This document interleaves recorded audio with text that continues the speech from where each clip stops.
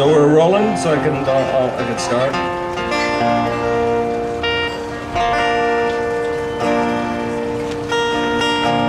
My father has vanished into the desert. I cannot find my father's boots or his soft felt hat.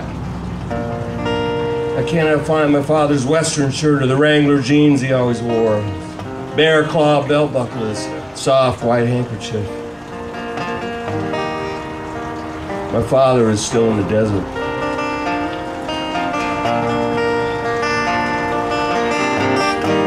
My father was a singer of songs that were remnants of all the good things that come from small towns, delivered with the splendor of a lonesome broken angel.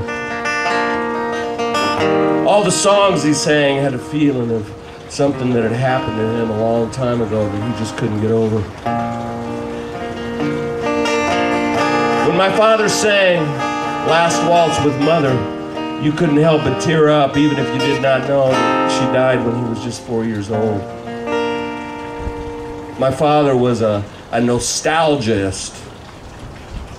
I read in a book by William Styron that most depression is caused by the inability to grieve. When my father did grieve, which was rare, you could not bear to stay in the same room with him. Near the end of my father's life, he couldn't remember what happened 5 minutes ago, but still knew the words to 1,000 songs. Knew the harmonies and triplet melody. Still mourning the loss of his mother, still crooning that lonesome memory.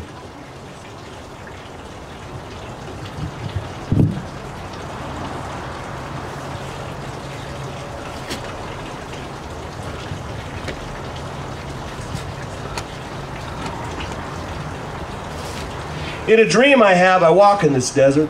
The dream is never exactly the same, except the sun is always shining much too brightly for a dream. In the dream, I find him. Sometimes he's wrestling peacefully, yoga style, or standing like some Shakespearean actor smoking an L&M cigarette. I speak words to him, but my voice makes no sound. My father's body is, whoops.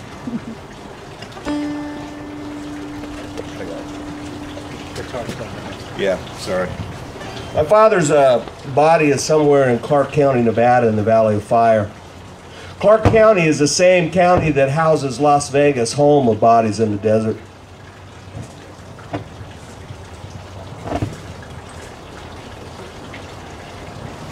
But in another part of my dream, my father is in Garfield County, where he called home. I recognize the surreal sky as I fly through Long Canyon to find him. When I arrive there in the desert, sometimes Hank Williams is waiting there helping me to look for him. Sometimes we catch glimpses of him on a pale, thin horse. Did I tell you that sometimes my father and Hank Williams are the same person? Did I tell you that my father is a disappearing specialist?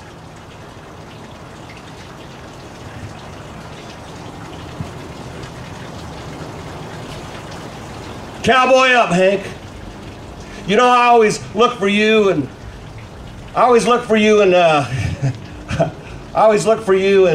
taverns and honky-tonks and trail songs or rodeos, reunions where rumors place your presence.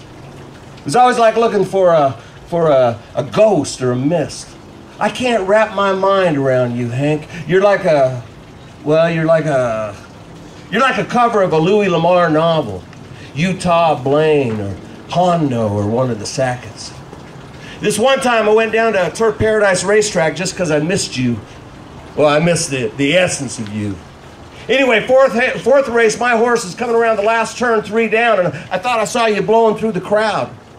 I walked up towards the grandstand real fast, watching your black hat disappear through a distant doorway.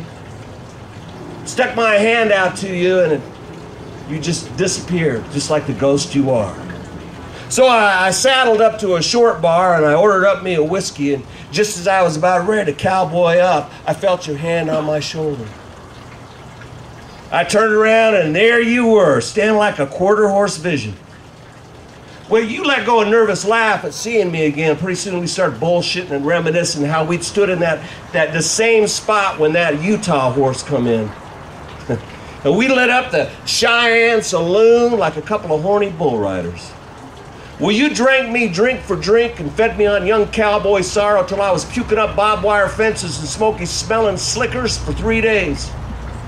And then on the 4th morning, we ate scrambled eggs and cheese and sang trail songs that gave a horse thief hangover hope for calling off the posse.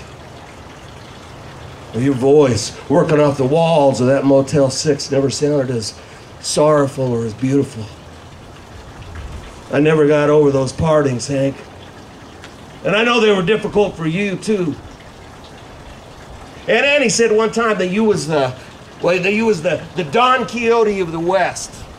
Well, that's not a bad idea, you, Hank, breaking down hay balers and burning down haystacks with your sober nerves. Now, Grandpa wasn't the horseman you was, but Grandpa couldn't sing. You weren't the horseman Grandpa was, but Grandpa couldn't sing Navajo Trail like you could.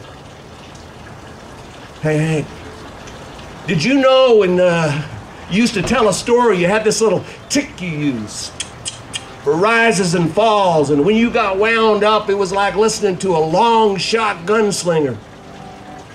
When I burned that haystack down, I thought I might as well go get my own 30-30 than to wait there for your grandpa to show up with his and do it for me.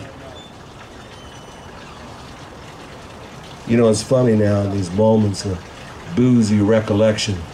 The way I want to remember you is in them trail songs, and whenever Hank Williams sings Your Cheating Heart. I think we drank 1 or 2 more that day and the short bar, and then you were off on some honky-tonk romance.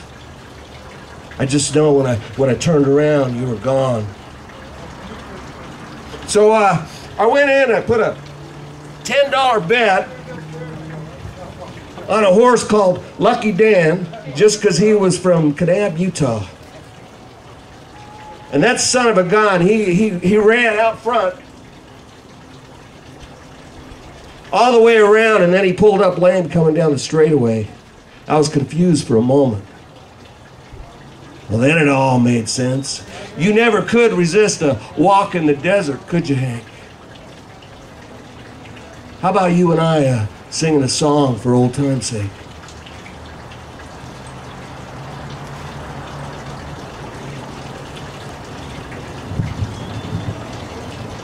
How's everybody doing out there?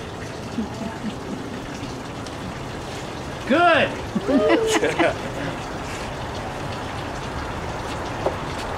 Everybody's nervous for me. Don't worry, I'm not nervous.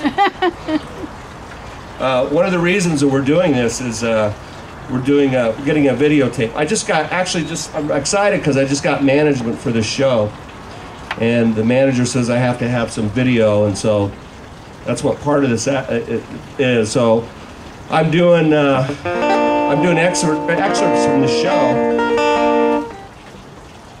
Bohemian Cowboy, and I've been touring it around the western United States. It's been in Los Angeles where I developed it, and then went to San Francisco, Utah, Austin, Texas.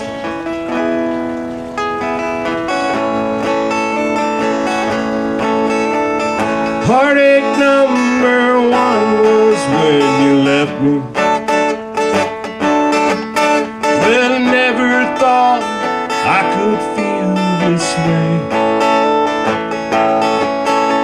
And heartache number 2 was when you came back again. You came back, but you never meant to stay. Now I got heartaches by the number, I got troubles by the score. Every day you love me less, each day I love you more. Yes, I got heartaches by the number, love that I can't win. The day that I stop counting, well, that's the day my world will end.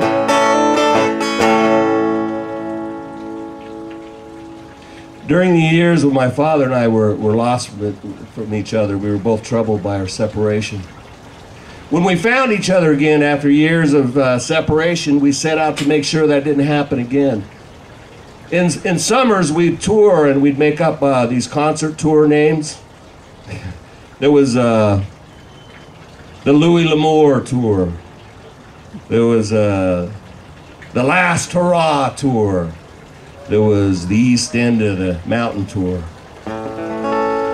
When my father disappeared for the last time, the desert spreads out like an ocean.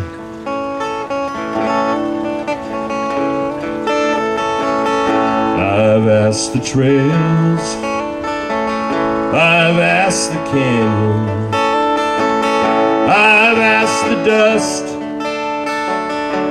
for mercy where I'm standing. This desert floor goes on forever. This desert floor took my companion.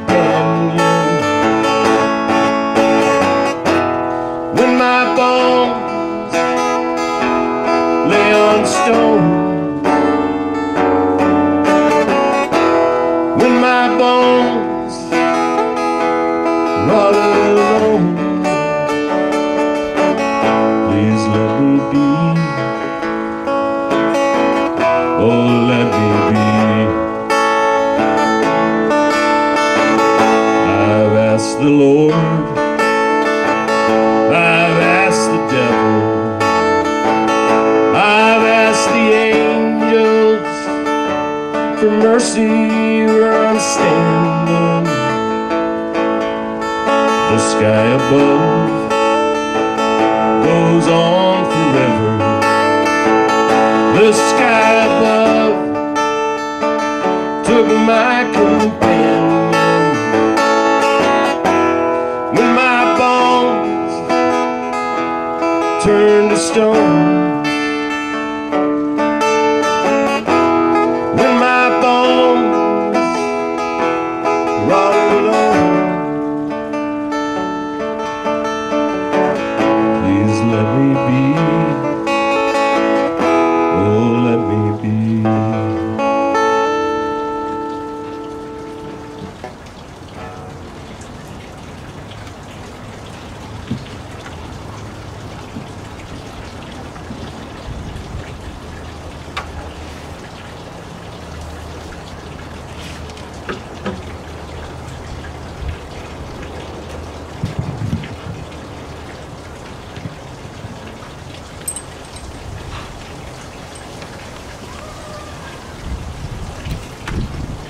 My father's truck was found. His footprints were found. His hat was found. But he is gone, disappeared. The spectators speculate. The psychics have their secular prophecies. Private detectives get on four-wheelers and take notes. Airplanes fly frantically overhead. Old women whisper his name in church.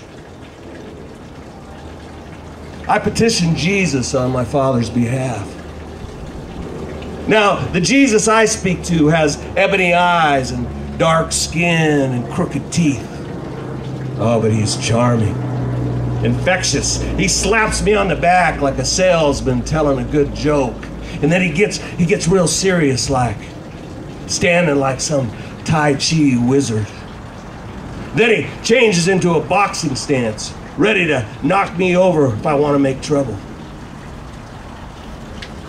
I ask Jesus to come to my father's rescue. I ask him for grace. I ask him for divine intervention. With the slow wave of a Tai Chi hand, Jesus and my father are soon sitting across from each other in the desert. From my omniscient position, I can see everything. They're speaking a simple language with each other, one carpenter to another, making deals, buying time, playing cards with poker chips from Arizona Charlie's. Then you gotta picture this. God's son and my father sitting across from each other, and they start to tell stories. And Jesus, he throws his head back and he laughs at something my father said, and then he gets unbearably silent at other parts. And then my father says something to him, and it becomes really quiet between them. Then Jesus, he whips up a fire, relief from the cold front that's spreading across the desert floor. My father speaks. He talks about the 6-mile drive into the desert. The single pair of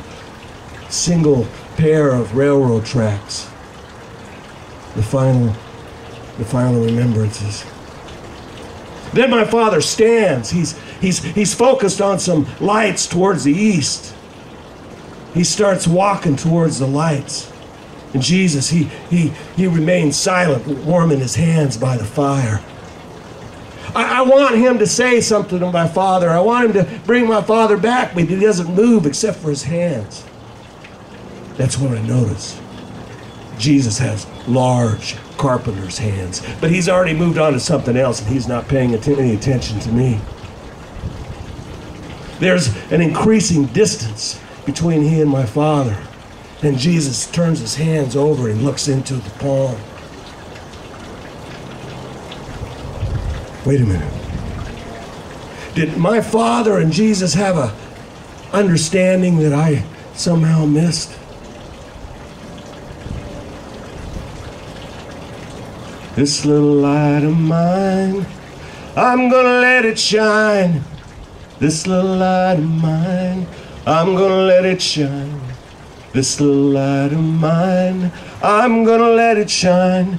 Let it shine, let it shine, let it shine.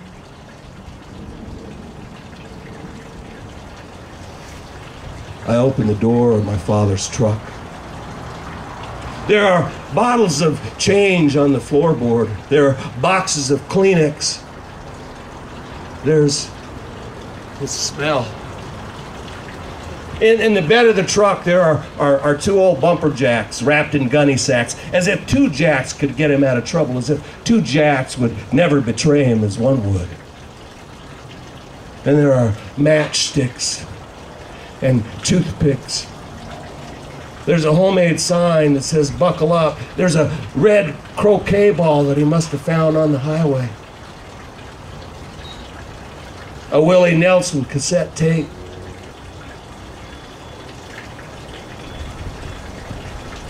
And then there are my father's tools. His personal tools. The strange ones. The ones that would never make it in the general interaction of the tool world. For several years now, my father slept in a sleeping bag or on top of it. When he'd crawl into his, I'd laugh at him as I put myself in mine. Hi, you guys. How are you? There are few things in this life that can hold you like a good sleeping bag can. Or perhaps if you're living the kind of life where you don't know where you're going to sleep that night, you always want to make sure that you have a bed when you get home. When you zip it to the top, that sleeping bag will hold you forever. When you zip it to the top, a sleeping bag will never let you go. So I drive this truck home through St. George. Home is, for my father, is Boulder, Utah, not Colorado. Oftentimes, he would drive this truck from Boulder to Escalante twice a day.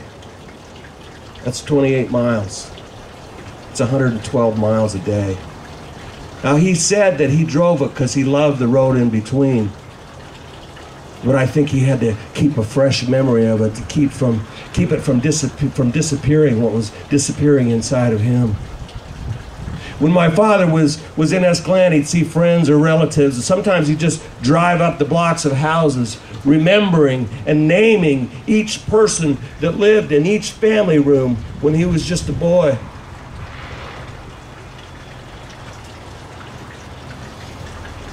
The last couple of years of my father's life, he started telling the same stories. Everybody who knew my father knew all the punchlines by heart. The story that he liked to tell the most was the haystack story, where he burned down 1,000 bales of hay. He was burning weeds when it happened. A little dust devil picked up some fire and dropped it into the hay, burned down 1,000 bales, which is quite a stack. My father used to say, 1,000 bales of hay, but you could see the fire and smell the smoke for 1,000,000 miles away. My father says that a year later, he and my grandfather were riding their horses silently down the trail. All of a sudden, my grandfather turned and looked at him and he says, "You should never burn weeds by a haystack." Now, this is a year later. My father is